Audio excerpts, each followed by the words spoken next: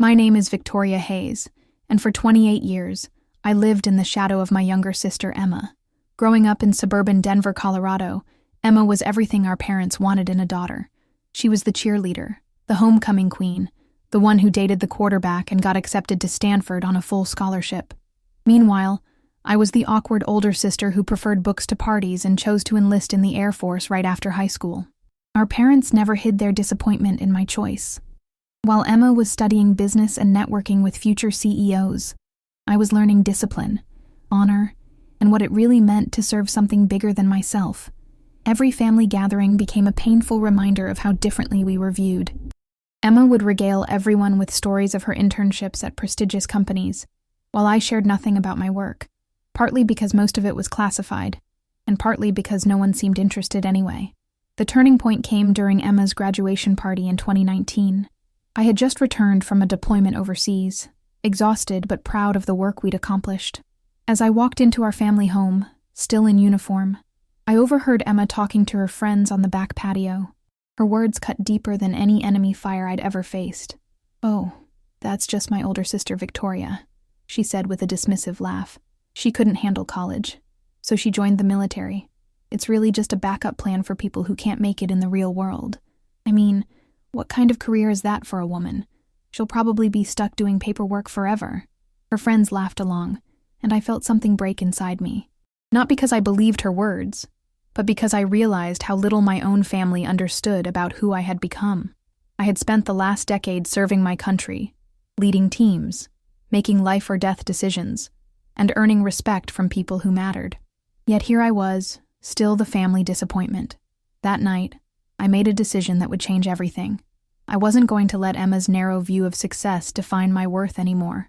I was going to show everyone exactly what this backup plan could achieve. Little did I know that Emma's jealousy would soon turn into something far more dangerous, and that she would go to extraordinary lengths to try to destroy what I was building.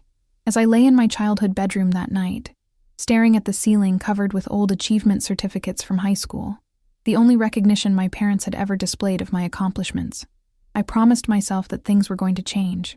Emma had no idea what she had just unleashed. 2 months later, I received the call that would change my life forever. Colonel Martinez's voice was crisp and professional as he delivered news that made my heart race. "Captain Hayes, you've been selected for the Advanced Strategic Intelligence Program. This is a fast-track leadership initiative that could put you on the path to major within 3 years, and potentially colonel by your mid-30s. Are you interested?" I almost dropped the phone. This program was legendary within the Air Force. Only 12 officers per year were chosen from thousands of applicants.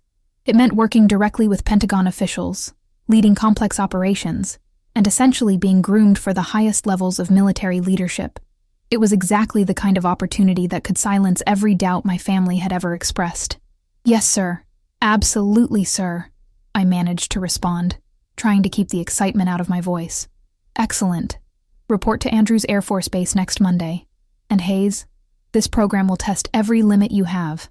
The washout rate is 60%, but from your record, I believe you have what it takes." When I called my parents to share the news, their reaction was predictably lukewarm. "That's nice, dear," my mother said. "Emma just got promoted to senior analyst at her consulting firm. She's making 6 figures now, you know." The conversation lasted less than 5 minutes. Emma's reaction was different. When she heard about my selection, something flickered in her eyes that I'd never seen before. It wasn't pride or happiness for her sister's success. It was something colder, more calculating. "Congratulations," she said, but her smile didn't reach her eyes. "I'm sure it's a big deal in military circles. Of course, in the business world, we measure success a bit differently." Over the next few weeks, as I prepared for Andrews, Emma's behavior became increasingly strange. She started asking detailed questions about my assignment, my schedule, even my security clearance level.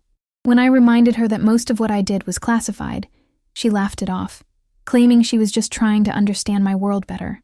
The red flag should have been when I caught her going through my laptop while I was in the shower. She claimed she was just borrowing it to check her email, but something about her expression told me otherwise. I started being more careful about what information I left accessible, but I never imagined how far she would actually go. My first week at Andrews was intense beyond anything I'd experienced. We were 12 captains from various specialties, thrust into scenarios that required split-second decision-making, cultural sensitivity, and strategic thinking that would impact national security. The days were 18 hours long. The pressure was crushing, and I'd never felt more alive. Everything changed on Friday evening when I received an urgent call from Colonel Martinez. His voice was tight with concern, and I could hear other voices in the background, voices that sounded official and unfriendly. "Hayes, I need you in my office immediately. We have a problem, and it concerns your security clearance." As I walked across the base toward what might be the end of my career, I had no idea that my own sister had just made a phone call that could destroy everything I'd worked for. Colonel Martinez's office felt like an interrogation room as I sat facing him and two federal agents. The tension was thick enough to cut with a knife, and my mind raced through every possible scenario that could have led to this moment. "Captain Hayes," Colonel Martinez began, his usual warmth replaced by cold professionalism. "We've received some concerning information regarding your fitness for this program. Specifically, questions have been raised about your personal conduct and potential security risks." One of the agents, a stern woman in her 40s, leaned forward. "We received a detailed report from someone claiming to have intimate knowledge of your personal life. According to this source, you've been engaging in behavior that could compromise your security clearance." My blood ran cold. "What kind of behavior, ma'am?" The other agent consulted his notes. "Alleged alcohol abuse, financial irresponsibility, and inappropriate relationships with foreign nationals." The caller provided specific dates, locations, and even claimed to have photographic evidence. I felt the room spinning. Every allegation was not only false, but impossible to prove false in some cases, because they involved classified locations and activities. Whoever had made these accusations knew enough about military protocols to make them stick. "Sir, these allegations are completely unfounded. I've never—" The caller identified herself as Emma Hayes, your sister. She claimed she was coming forward out of concern for national security. The words hit me like a physical blow. Emma, my own sister, had called military investigators and fabricated lies designed to destroy my career. The betrayal was so complete, so calculated, that I couldn't speak for several seconds. "Captain, given the relationship between you and the accuser, we have to take these allegations seriously," the female agent continued. "Your sister provided detailed information that suggests she has significant knowledge of your activities. Why would she lie about something this serious?" I thought about Emma's questions over the past weeks, her sudden interest in my career, the way she'd been going through my belongings. She had been gathering information, building a case against me. But why? What could she possibly gain from destroying my future? "I need to make some calls," I said, my voice steadier than I felt. "I can provide documentation that refutes every single one of these claims." Over the next 72 hours, I fought for my professional life. I provided bank records, medical records, character references, and detailed accounting of my whereabouts during the times Emma claimed I was engaging in inappropriate behavior. My commanding officers from previous assignments wrote letters attesting to my character and reliability. The worst part wasn't the investigation itself. It was calling my parents to tell them what Emma had done. Their response revealed everything about our family dynamic that I'd tried to ignore for years. "Victoria, are you sure you're not mistaken?" my mother asked. "Emma wouldn't do something like that. She's always been so responsible. Maybe she's just concerned about you and this got blown out of proportion." Even faced with evidence that Emma had deliberately tried to sabotage my career, they couldn't bring themselves to believe their golden child was capable of such cruelty. That conversation broke something in me that would never fully heal, but it also freed me. For the first time in my life, I stopped caring about their approval and focused entirely on what I needed to do to survive this attack on my integrity. The investigation concluded that Emma's allegations were unsubstantiated and likely fabricated, but the damage was done. My spot in the prestigious program was given to someone else, and I was reassigned to a routine logistics position at a base in North Dakota. It felt like being exiled to Siberia. As I packed my belongings to leave Andrews, I made a promise to myself. Emma thought she had won, but she had no idea what she had awakened in me. Mine at Air Force Base in North Dakota wasn't exactly where I had imagined my career flourishing, but sometimes the most unexpected places provide the greatest opportunities for growth. The logistics position Emma's sabotage had forced me into turned out to be the best thing that could have happened to my career. Within my first month at Minot, I discovered that the base's supply chain management was in complete chaos. Critical equipment was delayed for months. Maintenance schedules were backing up, and morale was at an all-time low. While my colleagues saw problems, I saw possibilities. I spent every spare moment studying the logistics network, mapping inefficiencies, and developing solutions. My engineering background from high school and my strategic training from the Air Force Academy finally had a place to shine. I created detailed proposals for streamlining operations, reducing costs, and improving response times. Lieutenant Colonel Sarah Chen, the base operations commander, noticed my work immediately. "Hayes, this analysis of our supply chain bottlenecks is impressive. Where did you learn to think like this?" "Trial by fire, ma'am. I've always been good at seeing patterns and finding solutions. I'm forwarding your recommendations to higher command. This could save the Air Force millions of dollars annually if implemented across other bases." While my professional life was rebuilding, my personal life remained complicated. Emma had been calling and texting, pretending nothing had happened. Her messages were casual, sisterly even, as if she hadn't tried to destroy my career just months earlier. "Hey Vic, haven't heard from you in forever. How's the new assignment? I got promoted again. Now I'm a director. We should celebrate next time you're in town." I never responded. Some betrayals are too deep for forgiveness, and I had learned that Emma wasn't the sister I thought she was. She was a competitor who saw my success as a threat to her own identity as the family's golden child. But Emma's attempts to control the narrative didn't stop. Through mutual friends, I learned that she was telling people I had been demoted due to performance issues, and that my assignment to North Dakota was essentially military exile. She was rewriting the story to make herself look like the concerned sister who had saved the military from my incompetence. This only motivated me further. Every lie she told, every attempt to diminish my achievements, became fuel for my determination. I worked 18-hour days, volunteered for every challenging assignment, and slowly began to build a reputation that would be impossible to discredit. The breakthrough came 6 months into my assignment. A major snowstorm had shut down most of the Midwest, and several bases were running critically low on essential supplies. Traditional supply chains were completely disrupted, and commanders were panicking about maintaining readiness. I developed an innovative solution using civilian partnerships and alternative transportation methods that I had been researching. Within 48 hours, we had supplies moving to every affected base in the region. The operation was so successful that it became a case study for crisis management across the Air Force. General Williams, the regional commander, called me personally. "Captain Hayes, your innovation saved us from a potential disaster. I'm recommending you for early promotion and reassignment to strategic command. We need people who can think outside the box." That phone call changed everything.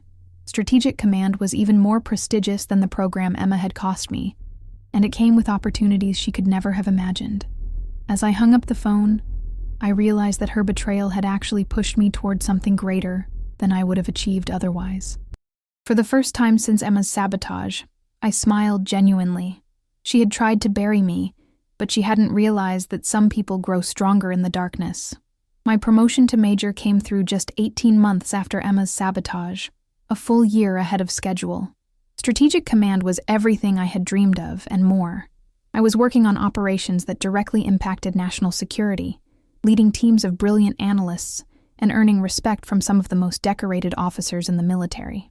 The assignment came with a move to Omaha, Nebraska, where Strategic Command is headquartered. For the first time in years, I felt like I was exactly where I belonged. My work was meaningful, challenging, and highly classified, which meant Emma could no longer pretend to understand or diminish what I did. But Emma's campaign against me hadn't stopped. Through old friends, I learned that she was still spreading rumors about my failed military career. She told anyone who would listen that I was stuck in some dead-end position because I couldn't handle real responsibility. The irony wasn't lost on me that while she was lying about my failures, I was briefing generals on matters of national importance. The confrontation I had been avoiding finally came during our cousin's wedding in Chicago. Emma approached me at the reception, her usual confident smile plastered on her face. "Victoria, there you are. I've been trying to reach you for months. How's the job in that little town in Nebraska?" "It's classified, Emma. Just like most of my work has been for the past 10 years. "Oh, come on. You can tell family. I heard you're doing some kind of administrative work now. That must be fulfilling for you." I looked at my sister, really looked at her. and saw something I had missed before. Behind her condescending smile was genuine uncertainty. She needed to believe I was failing because my success threatened the foundation of her identity. "Emma, why did you call the Air Force investigators last year?" Her face went pale, but she recovered quickly. "I don't know what you're talking about. You called federal investigators and made false accusations about my character and conduct. You tried to destroy my security clearance and end my career. I want to know why." Several nearby relatives turned to look at us, sensing the tension. Emma's composure began to crack. "I was concerned about you. You seemed unstable, and I thought, you lied. You fabricated specific allegations designed to end my career, and you provided false information to federal investigators. That's a felony, Emma. You can't prove that." "Actually, I can. The investigation report includes recordings of your calls, and the investigators concluded that your allegations were unsubstantiated and likely fabricated. They recommended charges be filed, but I asked them not to pursue it because your family." Emma's mask finally slipped completely. "You always have to be the victim, don't you? You couldn't stand that I was successful while you were playing soldier. You needed everyone to feel sorry for poor Victoria, who chose the military because she couldn't make it in the real world. Is that what you really think? That the military is a consolation prize? Isn't it? You follow orders. You live wherever they tell you. You make a fraction of what I make in the private sector. Meanwhile, I'm building something real, something that matters." I pulled out my phone and showed her a news article from the previous month. The headline read, "Air Force Major receives presidential recognition for innovation in strategic operations." This is me, Emma. This is what I do. I don't follow orders blindly. I develop strategy that protects millions of Americans. I don't live wherever they tell me. I go where I'm needed to serve something bigger than myself. And that thing you mentioned about money?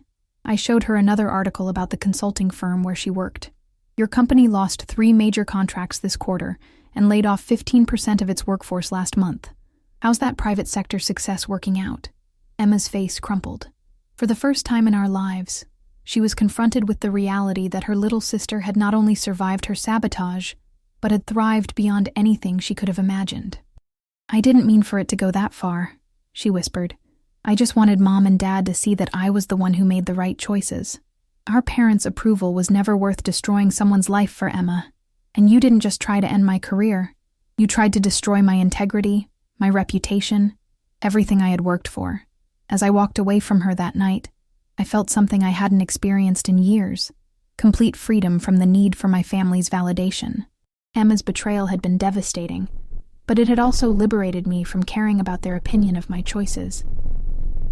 6 months after the wedding confrontation, Emma's world began to unravel in ways she never could have anticipated. The consulting firm where she had built her identity as the successful sister was facing a major scandal involving fraudulent billing practices, and several directors, including Emma, were under investigation. I learned about it through a mutual friend who called me, almost breathless with shock. "Victoria, did you know about Emma's company? It's all over the business news. Federal investigators are looking into their contracts with government agencies. Emma's name is mentioned specifically." I hadn't known, but I wasn't surprised. Emma's pattern of bending the truth to serve her purposes had apparently extended beyond our family dynamics. While I had been building a career based on integrity and service, she had been climbing a ladder built on deception. The irony was devastating. After trying to destroy my security clearance with fabricated allegations, Emma now faced real federal investigation for actual misconduct. The very authorities she had tried to turn against me were now examining her professional conduct, with the kind of scrutiny that could end careers and result in criminal charges. My parents called me for the first time in over a year, their voices tight with worry. "Victoria, we need your help," my father said, without preamble. "Emma is in serious trouble, and we thought maybe with your military connections, you might know someone who could help her." The request was stunning in its presumption. After years of dismissing my career as irrelevant, they suddenly wanted to leverage my connections to save their golden child from the consequences of her own actions. "What kind of help are you looking for, Dad?" "She needs a lawyer who understands federal investigations. Maybe someone who could make this go away quietly. You work with government people, right?" "I work in national security, Dad. I'm not connected to the Justice Department, and even if I were, I wouldn't interfere with a federal investigation. That would be completely inappropriate." "But she's your sister," my mother interjected. her voice breaking. Family should help family. Where was that philosophy when Emma was trying to destroy my career? When she called federal investigators and lied about me?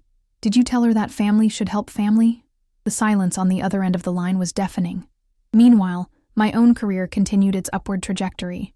I had been selected to lead a joint task force on strategic resource allocation, a position that would likely lead to promotion to lieutenant colonel within 2 years. The work was classified, but I was finally in a position where I could make a real difference in how the military operated. The contrast between Emma's situation and mine wasn't lost on anyone in our extended family. The cousin whose wedding had been the site of our confrontation called to check on me. "I keep thinking about that conversation you two had at my reception," she said. "Emma seemed so shocked when you showed her those articles about your recognition. I don't think she ever realized how successful you actually are. She never wanted to know. Acknowledging my success would have meant admitting she was wrong about me, and Emma doesn't admit to being wrong about anything." 3 weeks later, Emma called me directly for the first time since her sabotage attempt. Her voice was small, defeated in a way I had never heard before. "Victoria, I need to talk to you." "About what, Emma?" "About what I did to you. About the investigators. I want to explain." "There's nothing to explain. You tried to destroy my career because you couldn't stand the idea that I might be successful. You got caught in your lies, and I moved on. I'm going to lose everything," she whispered. "My job, my reputation, maybe even my freedom. The investigators found discrepancies in contracts I managed. I might be charged with federal crimes." For a moment, I almost felt sorry for her.